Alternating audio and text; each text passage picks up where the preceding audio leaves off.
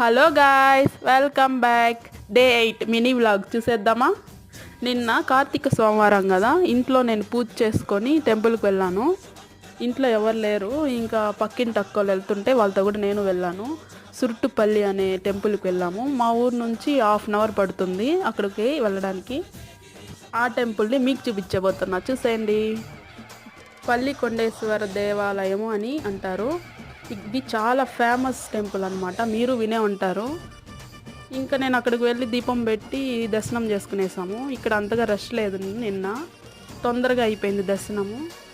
ఇంకా అలా కొద్దిసేపు కూర్చొని ప్రసాదం తీసుకొని రిటర్న్ అయిపోయాము. ఇంకా బస్సు ఎక్కి ఇంకా మా ఊరి దగ్గర దిగేసి ఇంటికి వచ్చేసామన్నమాట.